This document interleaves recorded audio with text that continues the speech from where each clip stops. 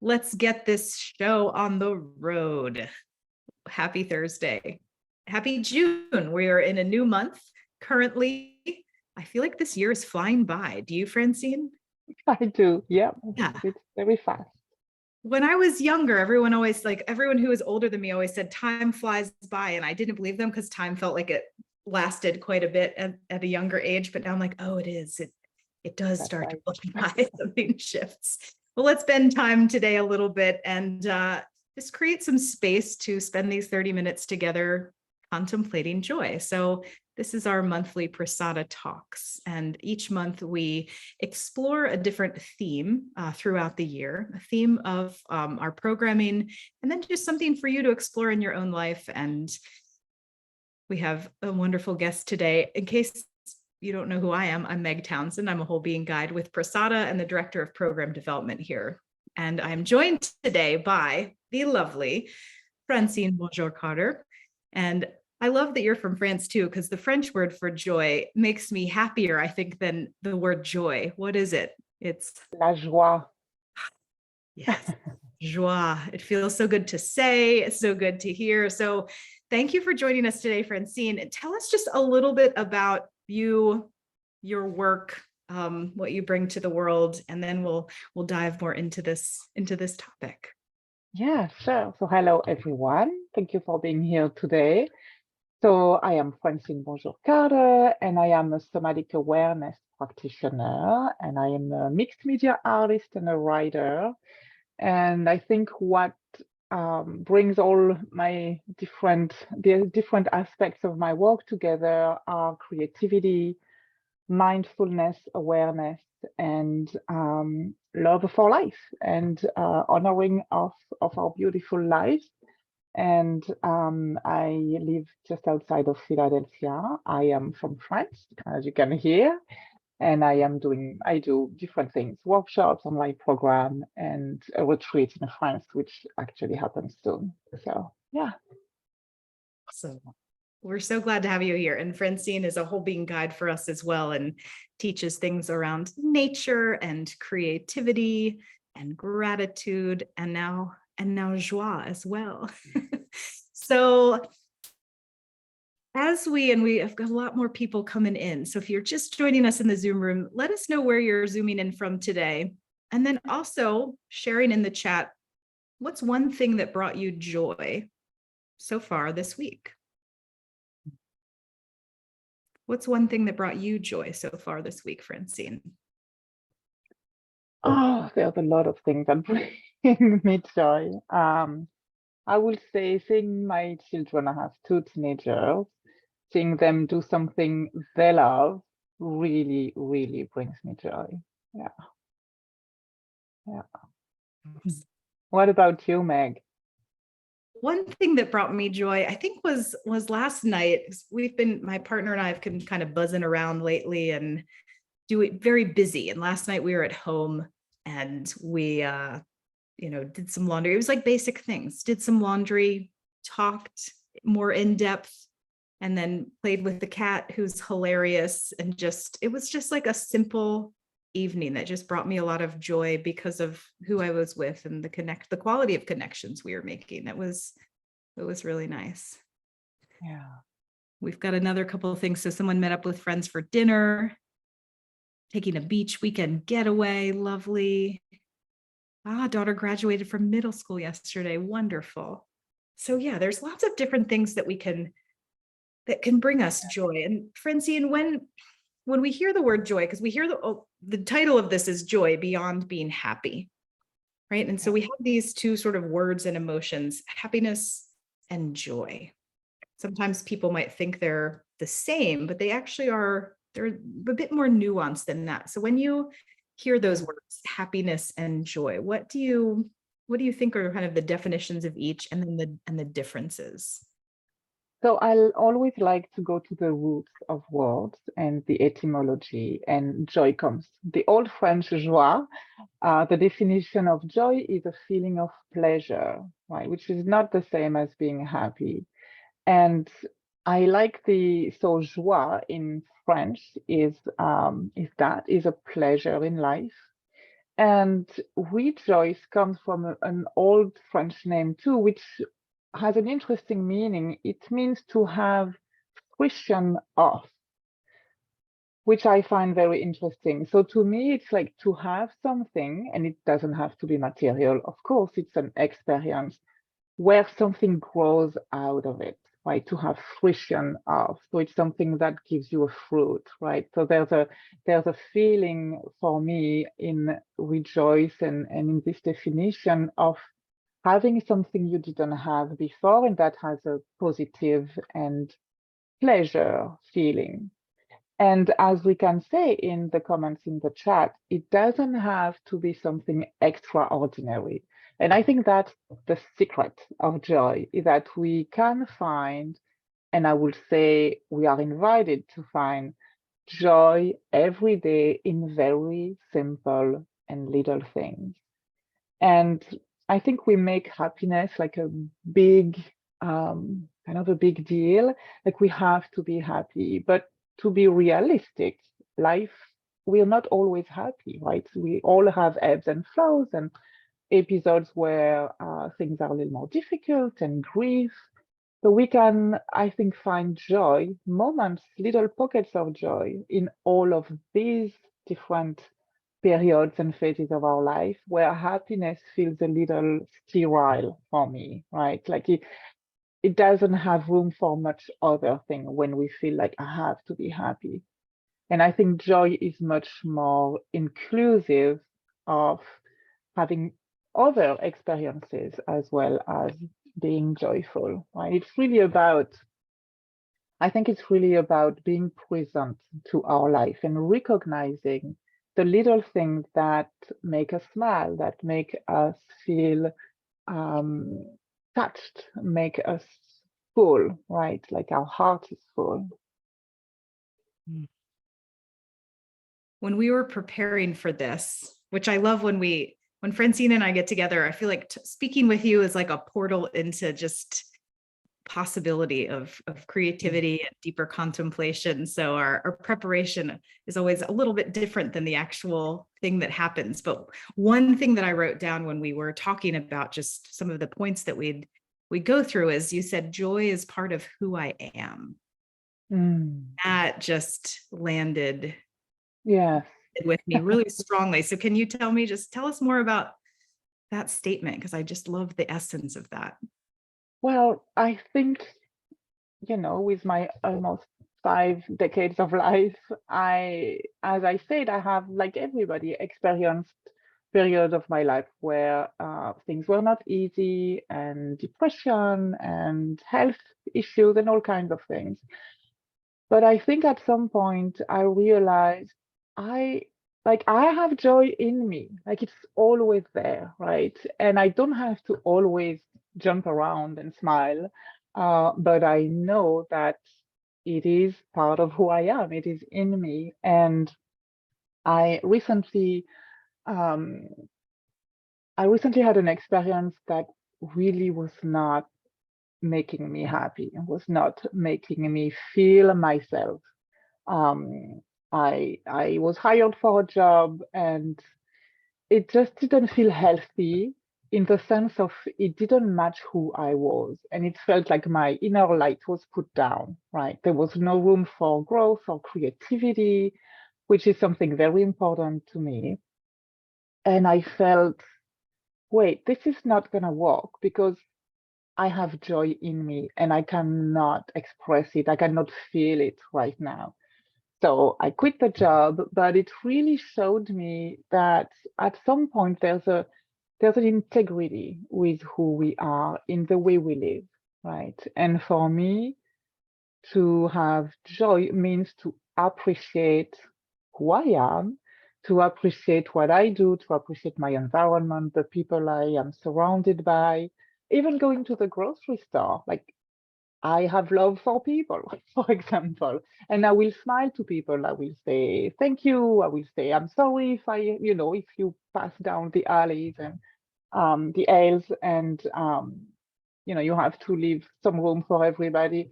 It's just making contact with everyone, even if it's just 5 seconds at the grocery store. But I do think the quality of presence.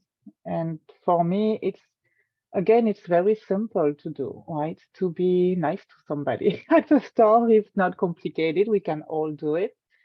And that brings me joy, but it also, I believe, brings joy to others, to just have a polite, respectful, and nice interaction. Mm. Exuding joy. I love it. So as you were speaking just a little while back, I was reminded of joy was actually something that was studied by the IHI. They developed a paper because they were looking at, and if you read the newsletter this week, if anybody's here and read the newsletter, Alice started to mention a lot of this in the newsletter. They were looking at the level of burnout in people who worked in the hospital business, and just in those roles, the amount of caretaking and just the level of stress they're under. Obviously, and this was happened actually before the pandemic was this study. So this was before even extra stress and burnout. And in this paper, they started to study how do we bring more joy into the workplace, or joy in what you're doing. And one of the pieces that they uncovered was really this importance of connection to purpose. And as you were speaking about kind of letting go of one job, it really did sound like there were some things that just didn't align with like what mattered to you. That's right. But Yeah, and our values. I think it's important at some point in our lives to be very clear with what is important for us. What are our values, right? Because from that, we can move with integrity, authenticity, and what is meaningful, like what has meaning for you. I think it's important to know it so you don't compromise your well-being, really, like what I experienced through this job. That's what I didn't want to do. I didn't want to compromise my well-being, physically, spiritually, emotionally, psychologically. It's all tied together. And because it lacked meaning, like the real human meaning that we can have, again, with a connection with somebody, with a project. And it can be a creative project for a hobby, it can be a project for work, it can be changing the way your bedroom looks so it has more meaning and brings you more joy, right? We can really find meaning in very, very different areas of our life. And again, have this life satisfaction, right? Being satisfied with who you are and where you are. And this there's a balance, so it makes sense. Where you are and what you do makes sense with your values and what you know of yourself, right? yeah, and I think that all of that like just opens the space for the potential for that joy, that resting in joy, right? That's right. Of sort of steady contentment is what I think about when I think of joy. Is like you said, it's Yeah. not like bouncing around and It's very grounded. To yeah, me, joy is very grounded and grounding. Yes, absolutely. Yeah, it's not a fleeting, airy thing. exactly. And it's this recognition of like, I just will keep coming back to like that joy is a part of who I am. Quote Francine Bonjour Carter.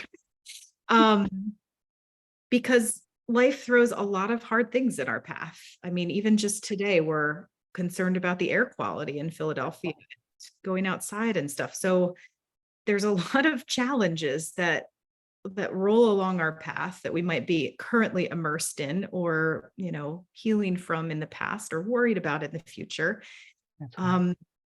But this remembrance that, and a lot of texts that I've read about joy is like, joy is always there, right? And sometimes it just might be a little more covered up by the challenges or the blocks that we might have. But joy is there. So in the midst of these hardships, then Francine, like, are there practices, are there things we might do to start to uncover, remember, experience, right? There's kind of different levels that this might come through to us. How do we just access more of that joy when we feel like like you said, like I felt my light starting to dampen out. So Yeah. what do we do when we start to feel that happening? Or even when we're like, oh, what light? I totally, That's I've gone right. too far. Like the joy That's is right. still there, but it's how do we, what do you do in your practice to tune back into that? So for me, it always starts with slowing down and pause and really give myself the space and time to assess, okay, what is going on, right? Where am I? And not keep going, not push through something that makes me um, dimmed or, as I was having this picture of the lights going down and overwhelmed. So when there's overwhelm, when I feel like, oh my God, this is really stressful, this is not working, I want to step back, right? Because that's where awareness is possible. You cannot be aware and you cannot see possibilities when you just are in this very narrow tunnel going, going, going. So slowing down. And so if we look at joy as a grounding, rooting thing that we all have in us, then I will really get into my body and even like a 5-minute practice, right? It doesn't have to be anything exceptional, but like a body scan, sensing myself, how I'm sitting on my chair, for example, right now, how my feet are on the floor, the rhythm of my breathing, not trying to change anything, but really look at and sense what is going on, right? And get myself rooted, like anchored in my bones, in my room here, which feels safe, and that's where I create. So that's really me. And then just have more space inside of myself, invite spaciousness, right? And I think we can. So there was a research a couple years ago that linked optimism with um, longer life expectation, which I thought was interesting. Um, and I think when you do this kind of practice to ground yourself and to find this, again, not joy as a I'm happy and I'm just jumping everywhere, but as a very stable appreciation for what we have in our life. I think it's a kind of optimism for me that is practical and grounded, right? And we see life differently when we take the time to have that connection with ourselves and with what we have and with gratitude. I really also think that gratitude, meaning, and joy go together, and you can go from one to the two others in no specific order. And when you take the time to do that, again, even 5 minutes a day while you're brushing your teeth, for example, right, or before going to bed at night, I think it really brings you a different presence in your life, and you're not swept away from your own self by overwhelm and stress and mind chatter and not knowing who you are anymore. Does that make sense? Mhm. Mhm. You your link of joy and gratitude is very on point, at least for one of this beautiful text that I've read. And next week I'm doing a short program called Finding Joy. That's sort of part 2 of our joy exploration this week, and that'll be a little more of a contemplative workshop. So please join me for that. It'll be next Thursday, 12:30 to 1 p.m. But part of one of the resources that I bring into that presentation is called the Book of Joy. And it's written by a guy named, I think his name is Douglas Abrams, and he's a New York Times writer. And he spends time with the Dalai Lama and Desmond Tutu, Archbishop Desmond Tutu, as they fly around a couple different countries and discuss. The intention is that he's there so that to witness their discussions on joy. And they talk a lot about the different things that block joy. And then they talk a lot about the practices and the things that build joy. And they say one of the most, there's 8 things, and this is spoiler alert. We'll dive deeper into this next week. But of the 8 things that help to really build joy, gratitude is a huge one. Yeah. Gratitude and generosity. They say generosity is maybe the biggest, right. and gratitude is one of also the most powerful ones to bring us back. Because, as you also said, because all of those also hold this piece of connectivity, and this remembrance of our interdependent, our Absolutely. interdependence. What's the word? I can't. Interconnected. Yeah. Interconnection or interdependence. Yeah. Our interrelatedness. Yeah. So Yeah. that in itself brings joy as well as just this. And we saw that in a lot of the chat of things that brought people joy. There was often some sort of connection with another person involved, or nature. All that was reflected in the chat. So we know what brings us joy. That's right. May I say something about that? Yeah. So, there's this big thing about, and then how is it, act of kindness? Oh yeah, the random acts of kindness. Right. So I love acts of kindness, but I don't like the random part. And I always feel that it's intentional acts of kindness are so much more powerful and meaningful for both the giver and the receiver. I had a therapist who used to say to me, if you want to honor somebody who gives you a gift or a compliment, you have to know how to receive. And some of us have to learn that. And so there's a practice that I do. I have done that for a few years. My children sometimes think it's a little crazy. I write to people I don't know in my neighborhood or wherever I drive, actually.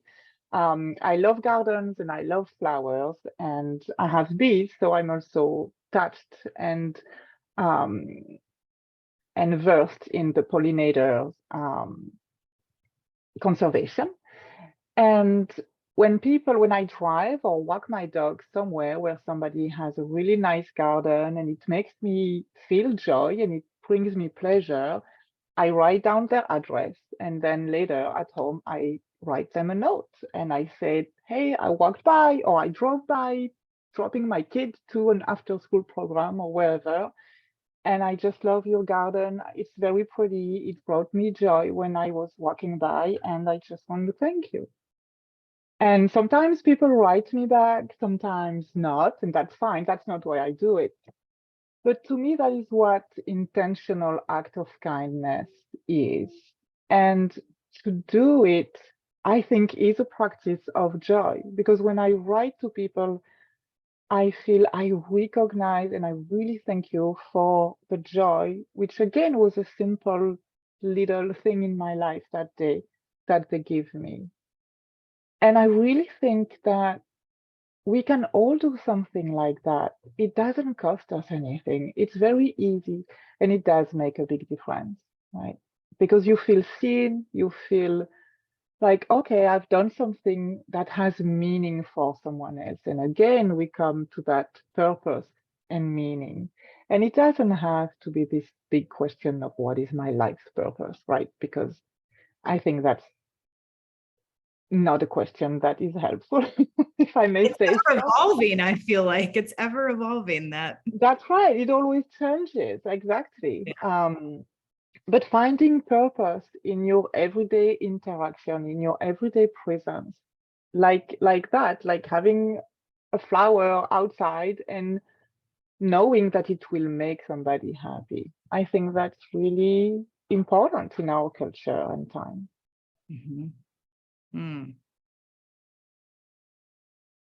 My brain had something to say and it just left. Oh no. What was it? It was piggybacking off of that. Oh yes, just this like continuation of that, of something I wanted to share that I've just arrived at in the past year or so, as everything, all of life just kind of, I know everybody's life changed in different ways, shapes and forms. I feel like mine changed quite dramatically in many different ways. And as I was sort of watching things fall down around me and the shifts and changes, I really realized I can't base my purpose and identity on these things, That's right. on what my job is, on, you know, the people, even the people in my life, because that's transient if they're here or if they pass away. I lost someone. So instead of that, I was just like, what is a value? What are the values that mean to me? Like, what are the things I want to adhere to? What are the things that bring me joy? And that's what I'm looking, almost like a garden metaphor. I'm looking to kind of plant those Yeah, around me and nurture those, because those are unchanging. that's right. Right. Yeah. And if you were, that's my direct experience, but if you were transplanted in a different country with a different language, who would you be? What would be the same, right? What is like part of you and will be the same in any language, any culture, anywhere?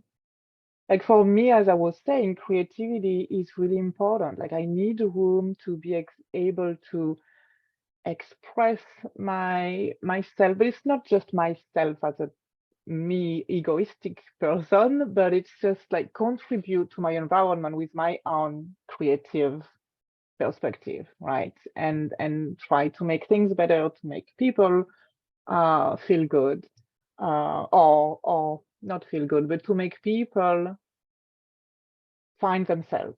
I think that's more accurate. So if I am in an environment where I cannot do that, and when you don't speak the language, when you first move to a country, that is very challenging, but there's always a way to be able to do that by your presence. And and that really comes back again to knowing who we are, right? And we are evolving and changing for sure. But there are these core values about what is important for you, what is important for each of us. And I think it's really worthwhile to take the time and ask ourselves the question, what are these values, right? What lights you up? What makes you feel, oh yeah, this is me, like this is who I am. I'm at the right place. I'm in my bones, I'm in my skin, and I can go anywhere because I know who I am. So I think that's important. And of course, we all have periods and phases in our life where everything changes and you get a diagnosis or somebody really close to you passes away, and that really brings you down, right? There's grief and loss and sadness. Um, but I would say that even during these periods and phases of our life, if we come back to that question, who am I? There's still, the ground is still there, even if we think there's no more ground.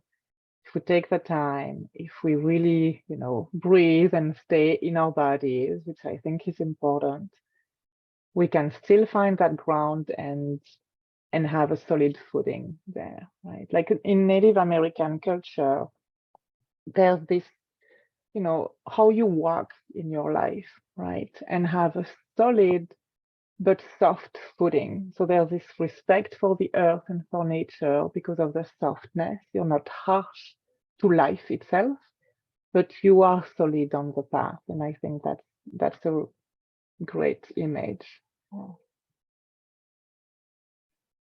I'm so joyful after joie filled after this. I want to acknowledge we're near the end. I feel like we could talk forever about this. And I just want to sort of encapsulate, it's impossible to encapsulate everything that was just said, but this piece of, in my memory, and if you're still here in the Google room with us, share in the chat. I'm just curious, as we spoke, especially about this, like what matters to you, or what are some of your values? If you're open to sharing those in the chat, please do. I'm interested. You might need to percolate a little bit and bring them to class next week. But just this remembrance of like, joy is part of who I am. And having practices to reach for gratitude, connection, grounding in your body, and remembering that it can be just found in the simplest of places, in the simplest of things. So those, like, I loved that word pockets you said, like the pockets of joy in your day, or there's this beautiful article that talks about the glimmers of joy. Yeah, I like that. You encounter throughout the day. And so knowing like what those things are for you, and and leaning into them, right? Actively, intentionally That's right. practicing Intention. Yeah. engaging them to just keep tapping into and remembering that joy, especially when the going gets tough. What's even just the smallest thing that one can do, just to bring a little more brightness. Yeah. Yeah. And also understanding that you can fill others' cups only when your own cup, your own well is full and you know what's there, right? Yes. Yeah. Someone said, doing for others brings me the most joy. Lovely. Someone says, this was wonderful. Thank you. Joy is me and being with family and seeing others Yeah, smile. And then I I, agree. when I manage my time and energy, I get peace and joy. If I'm tired, it's hard to feel joy or give to others. That's for sure. Yes. Yeah. Filling your cup.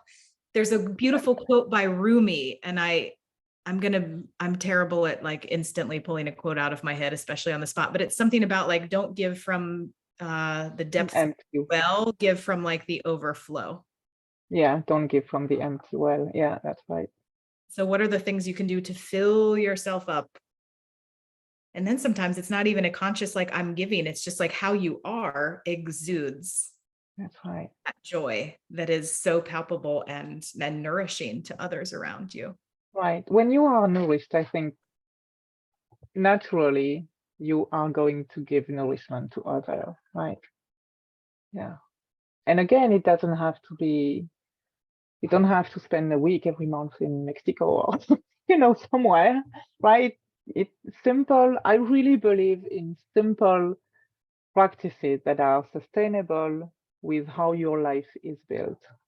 Yeah, We do too. That's why we're, thank I you. know. Thank you for And thank you all for joining us today. This was obviously, we're looking for more joy because we had a lot of people in here today. So thank you so much for joining us and just Thank giving you. us your time today to listen and to share. And if you're around next, I think it's next Thursday. I've got it. Let me check my calendar. Yes, next Thursday, same time, same place, 12:30 to 1. I'll be teaching finding joy. And so it'll just be a little more workshoppy where there'll be some lecture and talk, and then a couple practices as well. So I hope to see you all then soon. We'll see Francine again in the later summer since she'll be That's right. in France, Having a lot of joy in having a France. lot of joie and Yeah. hopefully delicious croissants. So we'll be back with Francine in August, and August is all about creativity. So stay tuned for that. And I hope to see you all soon. And until our paths cross again, please be well. Thank you so much, Francine, for your time and for your gifts today. Anytime. Thank you, everyone. Bye-bye. Take care, everybody.